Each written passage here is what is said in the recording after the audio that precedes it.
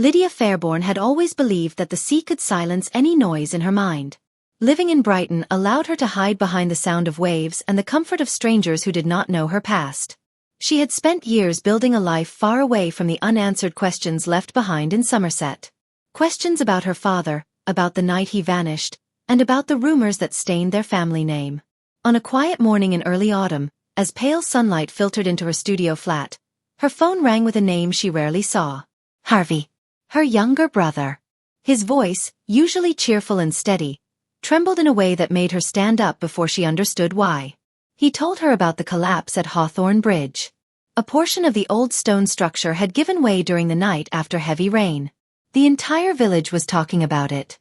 But it was not the collapse that made his voice shake. It was what had been found beneath it. Something metal. Something buried deep. Something that should not have been there. Harvey would not say more on the phone. He only asked her to come home. Please. Lydia. You need to see this for yourself.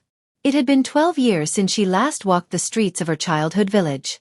12 years since neighbors whispered when she passed. 12 years since she stood on the bridge where she last saw her father alive. She had tried to forget the image of him leaning on the railing, the sound of the river beneath, and the way he turned as if wanting to say one more thing before stepping into the fog. By noon, Lydia was already driving west toward Somerset, her camera bag on the passenger seat and a knot tightening in her chest. The familiar fields and hedgerows appeared like ghosts returning from a life she once ran from.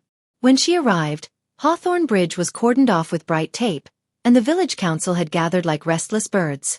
Lydia approached cautiously, her boots sinking slightly into the damp soil.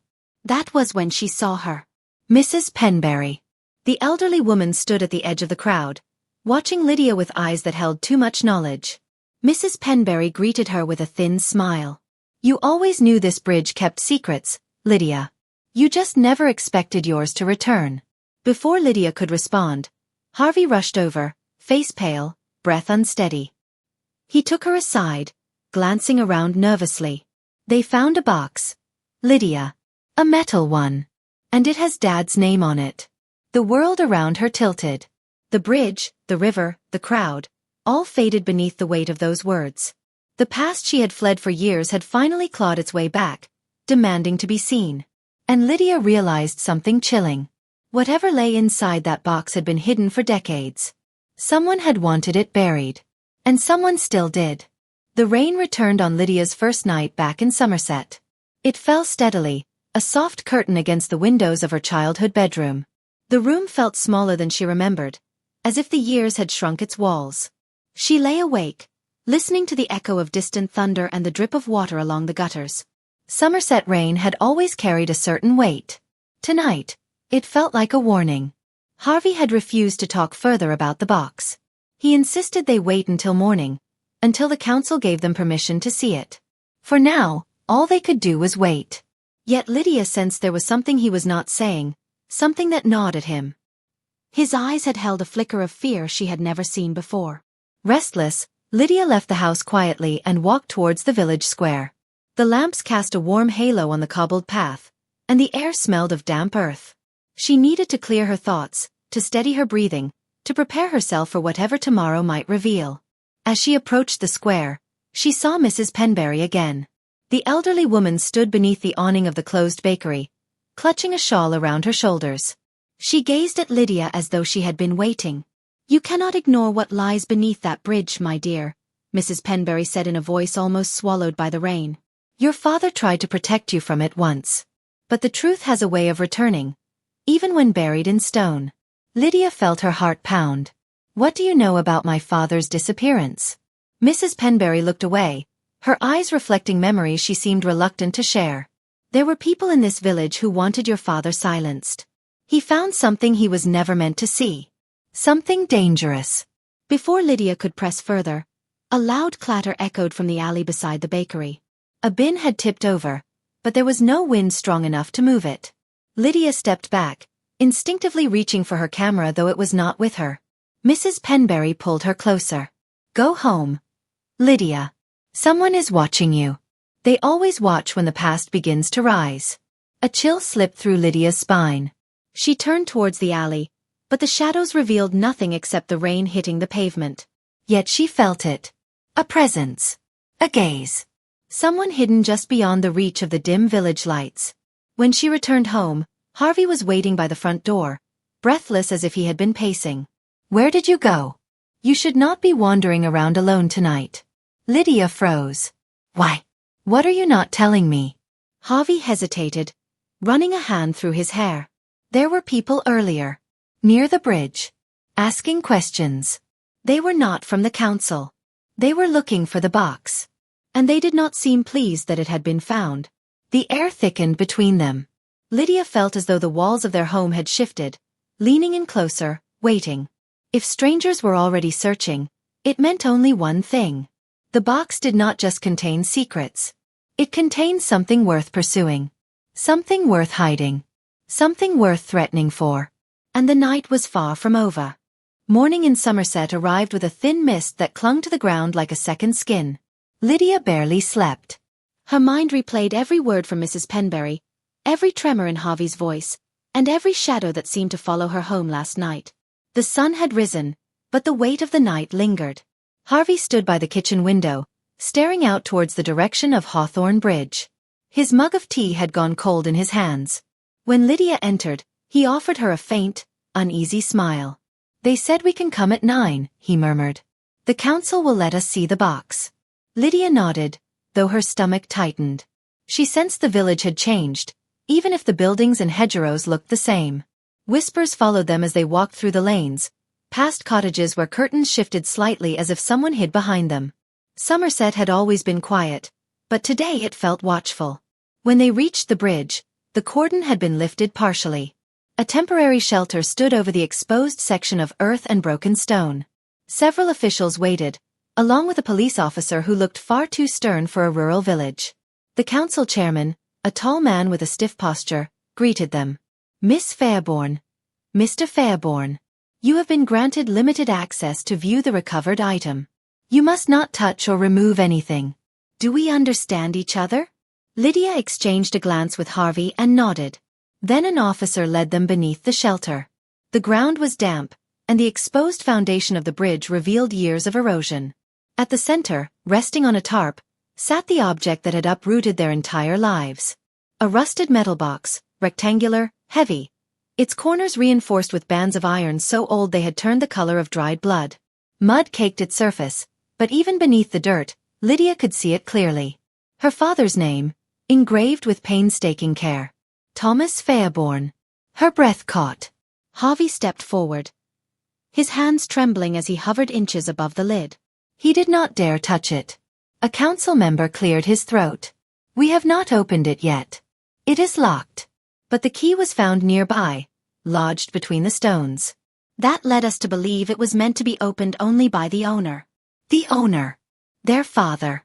The man who vanished without a trace. Lydia knelt beside the box, the cold air hitting her face. She reached out, letting her fingertips hover just above the metal, close enough to feel its chill. "Dad left this here," she whispered. "Under this bridge." "Why?" Before anyone could respond, the police officer's radio crackled sharply. A distorted voice came through. "We have movement near the riverbank. 2 individuals. They are watching the excavation. Proceed with caution." Lydia stood abruptly, her pulse surging. She glanced towards the river. Between the trees, she thought she saw shapes move, too fast to be villagers. The officer stiffened. "Stay here." He and another council member hurried towards the bank. Harvey leaned closer to Lydia, whispering, "Someone is desperate to get to this box first." Lydia felt a cold certainty settle in her bones. The shadows from last night, the strangers asking questions, Mrs. Penberry's warnings. None of it was coincidence. Her father had hidden something dangerous. And whatever was inside this box was powerful enough that someone was still hunting it after all these years. Then suddenly, a loud shout echoed from the riverbank. A crash. The officer slipped down the muddy incline. Someone else bolted through the trees, fleeing before anyone could react. The council scrambled in panic, shouting orders, trying to secure the area. But Lydia's eyes remained fixed on the box. The danger was no longer distant. It was here. And it was closing in. The police spent the next hour searching the riverbank, but the 2 figures had vanished as if swallowed by the mist. Lydia and Harvey were escorted away from the bridge while the council secured the site once more. By the time they reached the village square, the morning calm had dissolved into murmurs and suspicion. News traveled quickly in Somerset, and everyone seemed to sense that something dark had returned. Harvey kept glancing over his shoulder as they walked. His steps were restless, uneven, driven by a tension he could not hide. Lydia felt it too, a weight pressing between her ribs, sharp and unyielding. The box had not even been opened, yet danger already circled them like wolves at the edge of light. When they reached their mother's old house, Harvey shut the door behind them and locked it. Lydia raised an eyebrow. "Since when do we lock doors in the middle of the day?" "Since people started watching us," he muttered. He pulled out an envelope from his jacket, crumpled and damp from the rain. Lydia frowned. "What is that?" "Someone left it on the doorstep this morning," Harvey said quietly. "No name. No handwriting. Nothing." He placed it on the table. Lydia hesitated for a moment, then tore open the flap. Inside was a single sheet of paper, folded twice. She unfolded it slowly. A photograph slid out.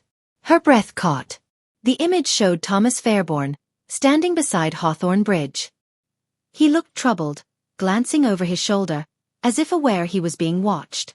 The date printed at the bottom chilled Lydia's spine. The day before he disappeared. On the back of the photo, a message had been typed in small, rigid letters. "You are looking in the wrong place." The truth did not stay buried at the bridge. "Follow the river." Harvey sank into the nearest chair. Lydia felt her pulse drum against her throat. The bridge was not the end. It was only the beginning. Before Lydia could process her thoughts, her phone vibrated sharply. An unknown number. She answered cautiously. A woman's voice came through, trembling yet urgent. "Lydia Fairborn, you do not know me. But your father helped me once, and I have waited many years for someone to come looking. You must meet me. Today. Before they reach you first." Lydia's stomach tightened. "Who is this?" There was a brief pause. Then the woman whispered. "My name is Edith Pembroke. I was with your father on the river the night he vanished." The line went dead. Harvey stared at Lydia, pale. "Who was that?" Lydia gripped the edge of the table as the truth settled like a storm cloud in her chest. There were witnesses.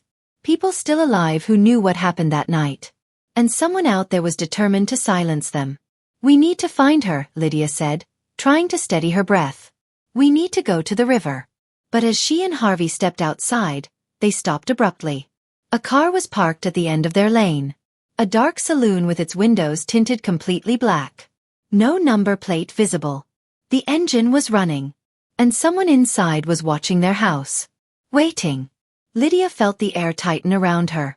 Whoever was after the box was no longer hiding in the shadows.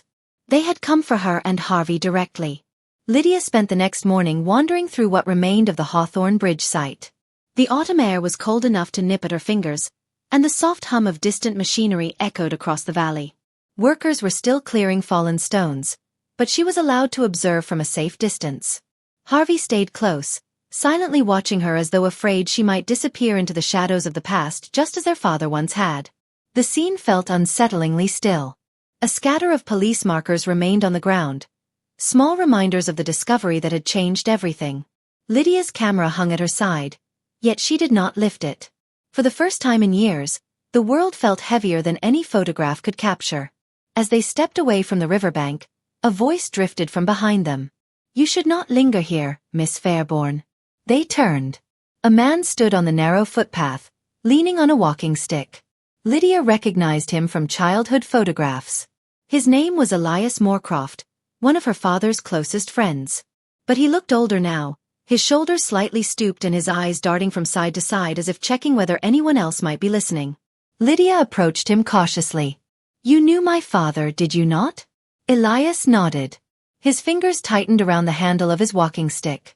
"I knew him better than most," he said quietly. "And I know why that bridge holds more secrets than stones." The wind rustled the fallen leaves at their feet. Harvey exchanged a tense glance with his sister. Elias stepped closer, lowering his voice. "Your father was frightened before he vanished. Not of the accusations. Of the people making them. He tried to protect you both. But someone in this village, someone with a great deal to lose, made sure he could not finish what he began. Lydia felt her heartbeat quicken, each word tightening the knot in her chest. "Who are you talking about?" For a moment, Elias's lips parted as though he was about to say a name. Instead, he cast a nervous look over his shoulder. "I cannot tell you here. It is not safe, not anymore. But your return has stirred attention. Be cautious. Lydia, there are eyes on you. There always have been." Harvey stepped forward, frustration rising in his voice. "If you know something, then tell us directly. We have had enough of riddles." Elias's gaze settled on him, sympathetic yet pained. "Your father believed the truth was hidden beneath that bridge for a reason. And he was right. But opening that truth will force the village to choose sides. Some people would rather bury you than let that happen again." His words cut through the air with chilling clarity.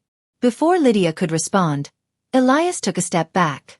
His breathing had grown uneven, and he looked paler than before. "Meet me this evening," he whispered. "At the old mill by the river. Come alone. There are things you must hear, and not all of them will bring comfort." With that, he turned and walked away, leaving Lydia and Harvey standing in uneasy silence. Harvey exhaled slowly. "If this man knows what happened to Dad, we cannot ignore it." Lydia nodded, though a cold dread crawled up her spine.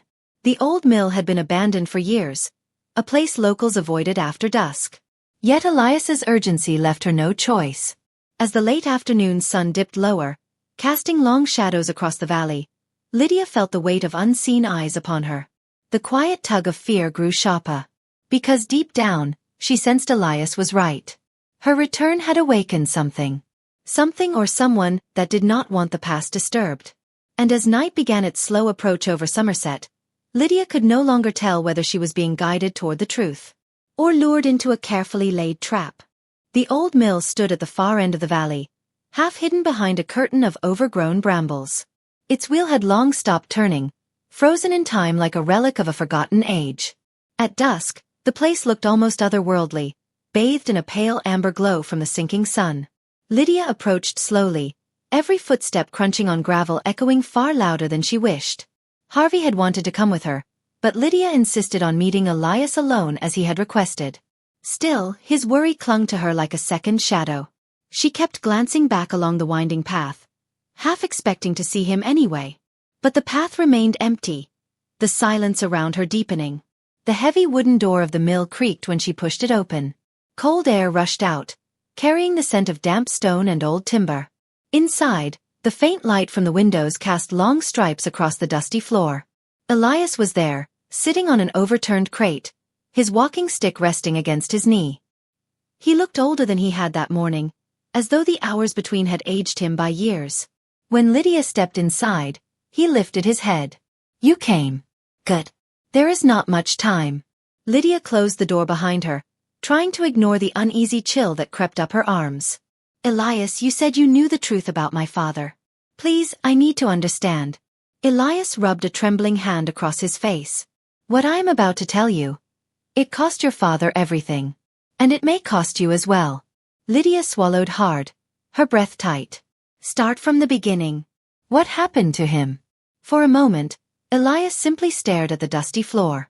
Then he spoke, each word heavy with memory. "Your father discovered financial irregularities within the Somerset Development Council. Not small ones. Lydia. Millions. Funds meant for community projects that were funneled into private accounts. He came to me for advice because he trusted me. But someone else found out he knew." Lydia's pulse quickened. "Who?" Elias's eyes met hers, filled with fear. The person behind it all was someone deeply rooted in this village. Someone who still holds power. "They framed your father to silence him. They spread the rumor that he ran away with the money. And then..." Elias paused, his voice breaking. "And then he vanished." Lydia felt her throat tighten. The truth she had chased for years was suddenly within reach, but sharper and darker than she imagined. "Did you ever see him again?" Elias shook his head. "No. But I know he intended to leave proof behind. That is why he hid the documents beneath the Hawthorne Bridge. He believed that one day you or Harvey would find them, because the truth has a way of surfacing. But those responsible are watching again. They know you are close." A sudden noise echoed outside the mill. Gravel shifting. A twig snapping. Lydia froze. Elias looked towards the door, panic sweeping across his face. "They followed you," he whispered. "I told you not to come with anyone, not to be seen." Lydia stepped back, her heart pounding so hard she could feel it in her fingers. Elias grabbed her arm. "Listen to me. There is one more thing you must know. Your father left a message. A recording. It is not in the petty. I kept it safe all these years." "Where is it?" Lydia whispered urgently. Elias reached into his coat pocket, but before he could pull anything out, the mill door slammed open. A cold gust swept through, scattering dust. Lydia spun around. A figure stood in the doorway, silhouetted against the dying light. She could not see the face, only the outline. Broad shoulders. Stillness like stone. Elias's voice cracked with terror. "Run. Lydia." But before she could move, the figure stepped forward, closing the only exit behind them. And Lydia realized she was no longer just searching for answers. She was trapped with them. The figure in the doorway did not speak.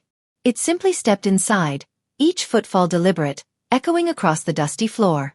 Lydia pressed herself against the far wall, her heart hammering. Elias moved closer to her, his hand gripping hers, his eyes darting to the shadowed intruder. "Who are you?" Lydia demanded, her voice shaking. The figure tilted its head slightly. The light caught a glint of metal at their belt. A badge, perhaps. Or something else. It was clear this person was not a friend. Elias muttered under his breath. "They are here for the box. Not the documents, not the photograph, but the box itself." Lydia's mind raced. The box that contained her father's secret, the proof of his discovery, the evidence that could destroy those responsible. It was still in the riverbed beneath Hawthorne Bridge. And now, someone wanted it badly enough to hunt them down. The intruder moved closer, and Lydia could feel the cold air sweep past her. She swallowed hard, trying to steady herself. Then Elias made a sudden decision. He grabbed Lydia's arm, pulling her toward the narrow side window. "There is a secret passage," he whispered. "A way to the river, a way out. But it is dangerous and it is narrow." Without waiting, Lydia followed him. Their movements were quick and careful. Dust fell from the rafters, and the old mill creaked ominously above them. Every step felt like a risk, but the promise of survival outweighed the fear. Outside, the mist had thickened. The river sparkled faintly under the fading light, its current rushing with a hidden urgency. Elias and Lydia ran along the undergrowth, careful not to make noise. Finally, they reached a clearing. Elias pulled out a small, waterproof pouch. Inside were several papers, the recording, and a key. Lydia recognized her father's handwriting on the envelope. "He wanted you to have this," Elias said softly. "He trusted you to finish what he could not." Lydia's hands shook as she held the documents and the recording. After all these years, the truth was finally tangible. The pieces of her father's life, the mystery of his disappearance, the corruption he had uncovered, all of it could be revealed. But before they could celebrate, a shout rang out from the trees. The intruder was still following them. "Run," Elias shouted, and they sprinted toward the river. The current roared, the mist curling like fingers around their legs. Lydia's heart pounded not only from fear but from the gravity of what she carried. Somewhere beneath the waters, the box awaited. And with it, the power to uncover everything. But as the chase intensified, Lydia knew one truth more than any other. The moment of reckoning was coming. The river roared louder as Lydia and Elias approached its edge. The mist clung to their faces and soaked their clothes, but they moved with urgency. The documents and recording were safe in the waterproof pouch, but the weight of their importance pressed down on Lydia as heavily as the autumn wind.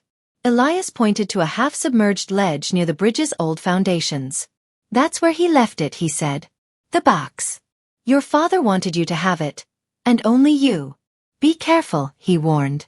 "Whoever follows us will not hesitate." Lydia nodded, heart pounding, and knelt by the ledge. Mud clung to her gloves as she reached for the box. Its iron edges were cold, but familiar. She could almost hear her father's voice, whispering reassurance from years ago. A sudden splash behind them. Lydia whipped her head around. The intruder had returned, moving through the water with terrifying speed. Elias grabbed her hand. "This way." They ran along the riverbank, the figure close behind, but Lydia refused to let fear dictate her. She gritted her teeth and clutched the box tighter. The river would protect them. The currents had hidden her father's secret for decades. Now it was their turn to safeguard it. Finally, they reached a bend in the river where the waters churned fiercely, hiding a small cave in the rocks. Elias pushed Lydia inside, the box tucked safely under her arm. The intruder paused at the entrance, cursing under their breath, unable to reach them. Inside the cave, Lydia opened the box carefully. Documents, ledgers, and a small recorder gleamed in the fading light. Each paper was a key, each page a piece of evidence her father had risked his life to preserve. She took a deep breath. The truth was in her hands. Every accusation, every lie her father had endured, could now be exposed. And for the first time since his disappearance, Lydia felt a connection to him. Stronger than grief, stronger than fear. Elias looked at her, his expression a mixture of relief and exhaustion. "The danger was not over," he said quietly, "but you now hold what your father wanted you to have. With this, justice can be done." Lydia hugged the box close to her chest. She knew the path ahead would be difficult, but she also knew this. The truth, once hidden, could no longer be denied. Outside, the intruder disappeared into the mist. They would return perhaps, but for now, Lydia and Elias had claimed the secret her father had protected for so long.